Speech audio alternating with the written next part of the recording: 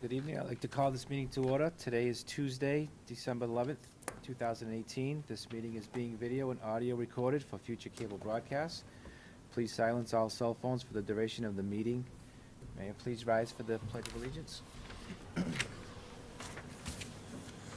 Pledge allegiance to the flag of the United States of America and to the republic for which it stands, one nation, under God, indivisible, with liberty and justice for all.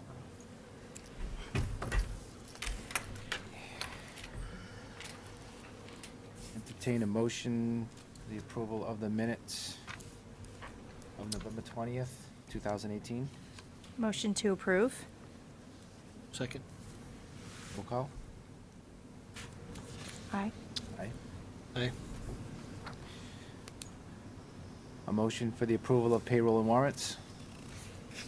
Motion to approve. Second. All in favor? Aye. Delegation, anyone from delegation that would like to speak tonight? Move on to old business, there's none. Going to new business, superintendent's report, Dr. Bailey. So in your packet, you have a personnel report. And since our last meeting, we've had two personnel hires. So one part-time secretary at the Ford Middle School and the school adjustment counselor that's shared between the Ford Middle School and Fairhaven High School. Does anybody have any questions about that? No, thank you. Capital Improvement Committee, we've recently formed a Capital Improvement Committee consisting of representatives from each school building, administration, as well as a school committee member. I did speak to the chairperson, and Mr. Sumner was asked to be on that committee. So if any school committee members have any concerns or wishes or whatever for capital improvement, they can certainly speak to Mr. Sumner about that.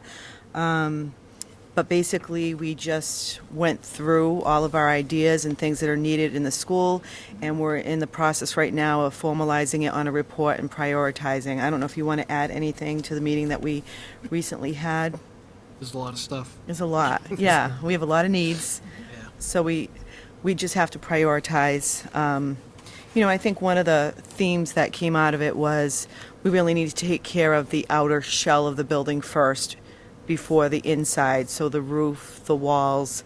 It doesn't make sense to start repairing things inside if water's going to get through and things like that. So we definitely have some priorities, including the roof repairs.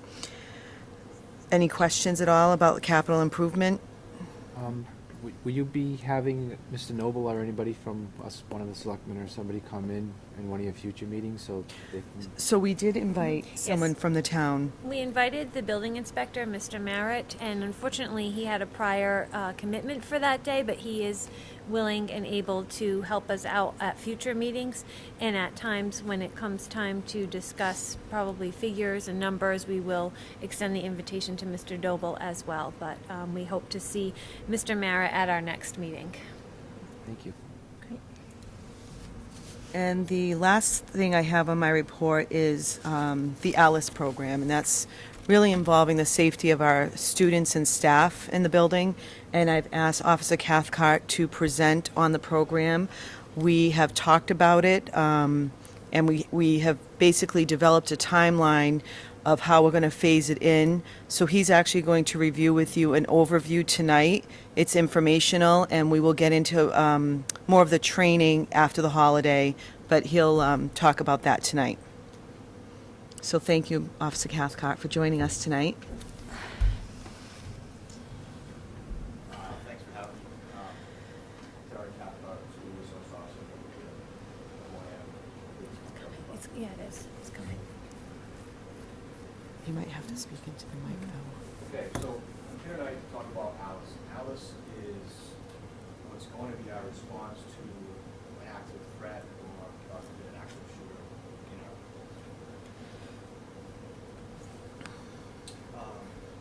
Alice stands for alert, lockdown, inform, counter, and evacuate. Tonight we're going to talk about what Alice is, why we're going to go to Alice, and how it will be implemented. Alice is not sequential. It's simply an acronym so that you can remember it. From what I'm told, initially, I think it was lights without the A. We all know we can't have lights in schools, so they added. Alice training is designed not to be sequential, nor is it meant to be a checklist. Some may choose to evacuate, and some may choose to lock down and barricade in their rooms.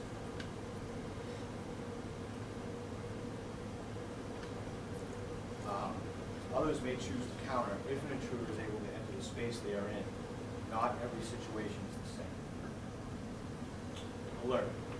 Alert is when you first become aware of the danger, whether it be a PA announcement, phone call, text message, or you hear sounds that may be not normal to you, or you actually observe the danger.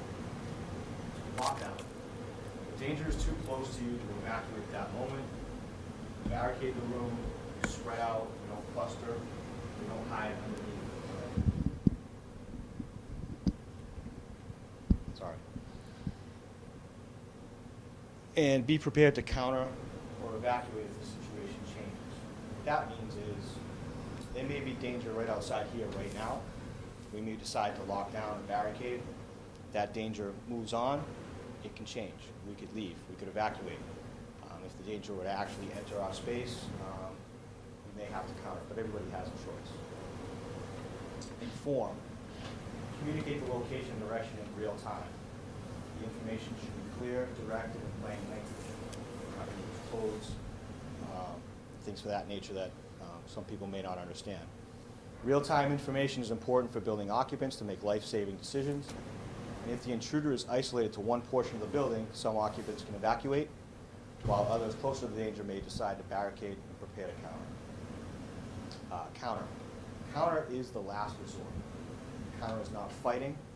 And counter focuses on actions that create noise, movement, distance, distraction, with the goal of reducing the intruder's ability to fight. Counter is taking back control. It's age appropriate, and it's a personal choice. Evacuate. Evacuating to a safe area takes occupants out of harm's way, and it prevents occupants from coming in contact with the intruder. Why Alice? First of all, Alice is not for police. Police are trained in the event of an active shooter or intruder to go directly to the danger. Alice, or run, hide, fight, or whatever you want to call it, is for occupants of our buildings. It provides options and allows each individual to make their own decisions in an emergency.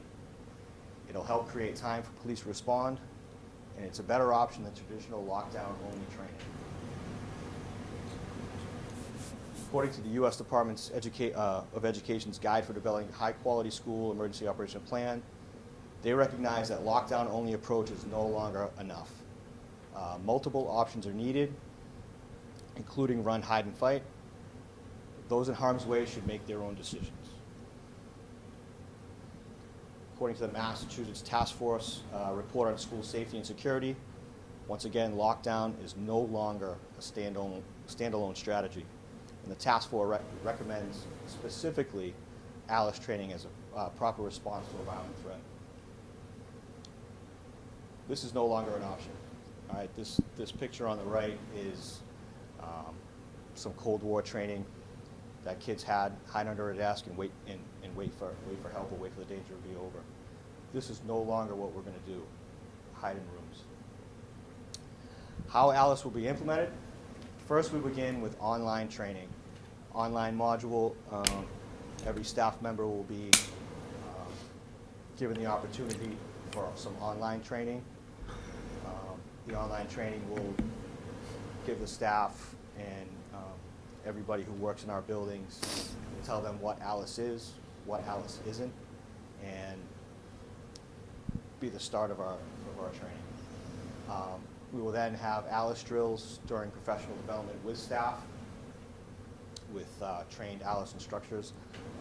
I'm a trained ALICE instructor, and there are several around the area, not only SROs, but other officers as well. We will then move on and create designated reunification sites and practice evacuations with students. And we will involve all public safety, including fire, EMS, and other town departments, including the DPW. The online training. Staff will be introduced to ALICE. The ALICE module will be online learning. They'll become familiar with ALICE concepts at their own pace, and each staff member will be given a digital certificate upon completion of the online module. ALICE drills.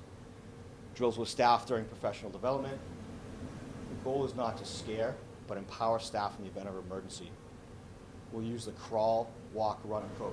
We'll start slowly, and we'll build upon that training over the next couple of years.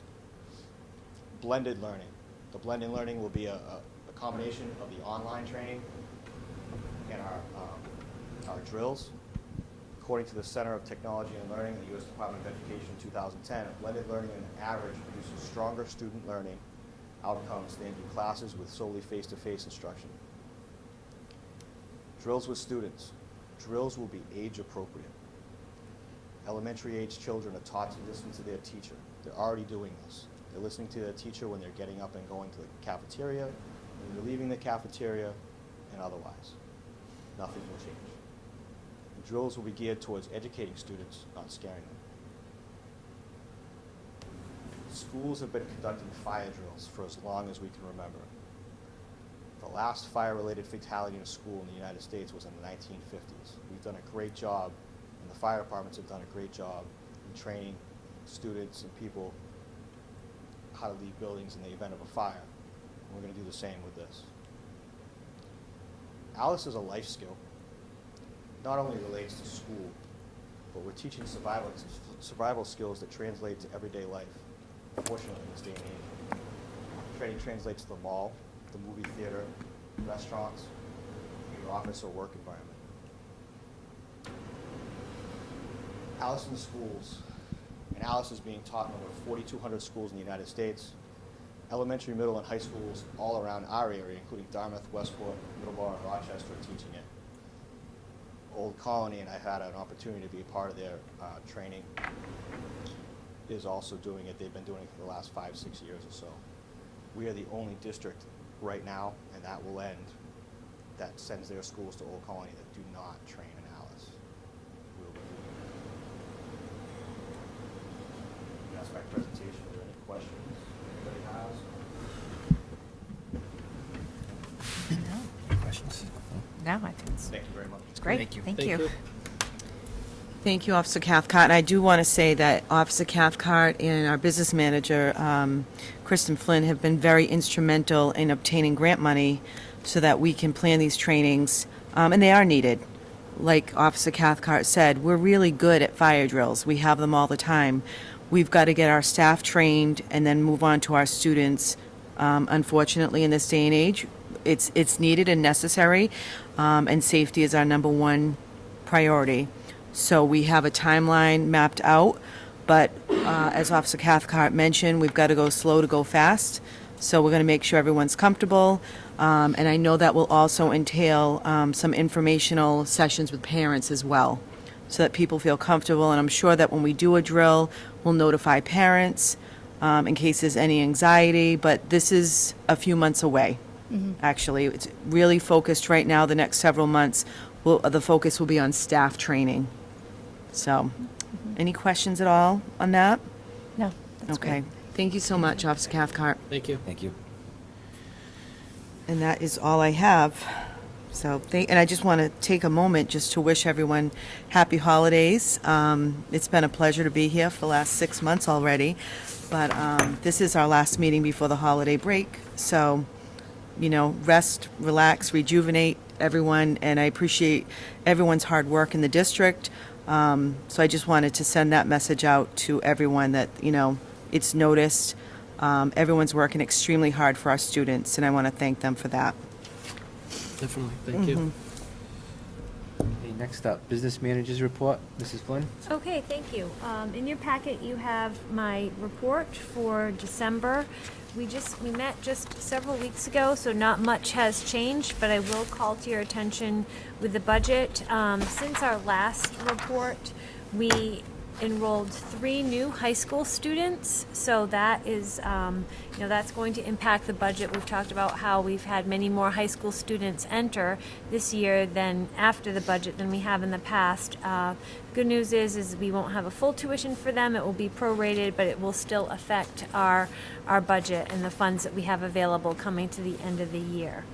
I was just notified today that unfortunately one of our cost shares that I talked about with the special ed transportation, the one with Seekonk Public Schools, is ending at the end of the week.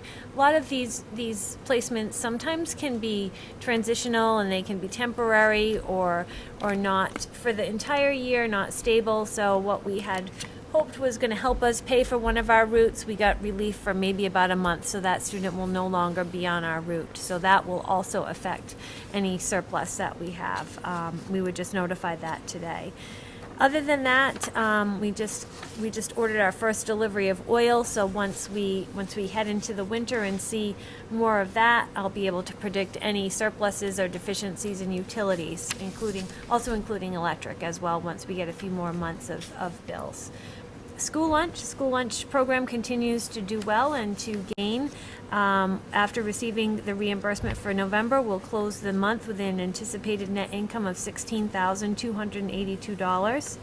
Our average daily lunches sold for November in 2018 are up 20 lunches since the previous month, so they continue to be able to draw in more people to purchase school lunch, so that's good news. Facilities, we did have, since the last meeting, we did have the roof condition study. Someone was here to walk the roofs on November 30th, and we're awaiting the written report. And again, this is a first step needed to decide, are we in roof repair, or are we replacing, or a combination of both? So this will give us some information that we need to take back to our capital improvement committee. And we do continue to see a lot of heat-related school dudes that are, our equipment, as I said, some of it is old, so we're seeing the need to replace motors. We're seeing the need to replace some of the controllers. So we will have our HVAC, the control system people in over the Christmas break to do some work on some of the components that are not functioning at optimum levels. So we'll continue to see that over the winter, and that is something that we did discuss at the Capital Improvement Committee meeting, that it may be time to put some funds in to update the servers, to update also some of the equipment that run our heating system. And again, as Dr. Bailey said, we had first meeting of the Capital Improvement Committee last week, and we had the building principals, we had educators, administrators, and also Mr. Sumner, and he is correct. There are a lot of things that we all came up with. So we'll be working on that throughout the next several weeks and months. Does anyone have any questions? No. Thank you. Thank you. Okay, next up, Technology Director's Report, Mr. Allah. Thank you, Mr. Chair, members of the committee. Always a pleasure coming up, having the opportunity to present an update on what's going on with technology in the schools. As you may remember, several months ago, or actually last springtime, we decided to migrate our student management system from Rediker software to the Aspen student management system. And I'm pleased to report that it continues to go well, and we actually just got through a major milestone, which I would call a milestone here, with the Acushnet schools, is that for the first time we rolled out elementary school standards-based report cards. Not only is that a change with going to completely standards-based report cards across the board, but also in digital format. Previously, up until this year, every different grade level would put together their report cards their own way, depending on how the team preferred to do it. And there wasn't a lot of consistency across the grades. So what we did is we got together, made one template. So whether you're a student in kindergarten, whether you're a student in 4th grade, the template looks the same. It's all electronic, so now teachers can go ahead, enter the grades in online through the Aspen system. It actually becomes a historical record, which allows teachers in future grades to go back and electronically look up to see how those students are doing. That's something that we've had the capability to do at the middle school here for quite some time. However, at the elementary school, because they were paper-based, that functionality was just not there. Our next big step that we're moving towards, which has taken a considerable amount of time, is opening up the parent portal. I know I'm speaking to some parents, and I know on social media that some people have asked about when they can expect the parent portal to be up and running, because that at the middle school level, that was something that parents were accustomed to last year. I think we've had the parent portal for several years now at the middle school. The biggest problem with opening it up too early is that we want to make sure that we're doing our due diligence to associate the families correctly. What we don't want to have happen is with the new student management system is we don't want, say there's a family with 3 students, and we don't want that family having to have those parents or guardians having to log into 3 separate accounts, all to see their 3 students. If they're a family unit, we want them, the parent or guardian, to be able to log in and see all the students associated with their family. So there's a lot of cross-referencing and going back and forth to make sure that that data is ready to go. And the last thing I want to do is roll it out too early and have to backtrack and clean up some things. We are looking at tentatively, we're hoping after the first of the year that we're going to be rolling out the parent portal here at the middle school. At the middle school level, that'll give parents the opportunity to view their students' grade books, the teachers' grade books, just like they have in the past, as well as when progress reports and report cards go out, they'll be posted. We're going to continue to send home a paper copy with the students, but they'll also be, the electronic version will also be posted to the parent portal, so in PDF form, so they can choose to open it up and look at it that way. Our hope is that come in the fall in September that we'd look to open up the parent portal at the elementary level. Not so much for the gradebook feature, that's not going to be happening, but at least for parents, for parent-teacher communications in Aspen, as well as, once again, when those progress reports and report cards get published, they'll have a paper copy, but they'll also be able to access those report cards and progress reports through the parent portal. And that's really where we're at right now with Aspen. It's been quite the challenge, but we're really pleased with the progress we're making, and we're looking forward to a lot of other positive things that it can do. And last but not least, I just wanted to give you a quick update. This is really going into our second full year with our Chromebook program. In the past, you may remember that we've been able to absorb some of the cost of broken Chromebook screens from students, whether they're dropping them, mishandling them, misplacing them. We did make the decision to go ahead and look through for insurance options, in which we found a company, we partnered with a company called Worth Ad Group, a national insurance provider. They insure thousands, tens of thousands of Chromebooks, probably hundreds of thousands of Chromebooks and iPads and technology devices across the country. It's directly through them, the parents sign up through them, and we file the claim on behalf of the parents. Right now, it's a $15 flat fee for the year. From, I think it was sometime in November through the end of the year was $15. There is no copay, and there are it's unlimited for the time being, at least right now. It's unlimited drops or spills or those types of things. So we are looking at different things. The Chromebook program is a work in progress. We're hoping to probably look at rolling the insurance. We will be rolling the insurance out first thing when the Chromebooks get handed out next year. It's just the first year and a half, like I said, it was a pilot program. Some of you may remember that the original batch of Chromebooks we got were from grant money, through E-rate money, through a project that we did. And it was approximately a little over $50,000 that we received in E-rate reimbursement, and that allowed us to buy that first set of Chromebooks. So we really weren't sure how it was going to work out, but I think moving forward, I think they offer a lot of potential to the students and to the teachers. So I'll be happy to entertain any questions if you have any. As far as the claims, the parents are signing a waiver and then you're taking care of the rest of it, or do they have to file that?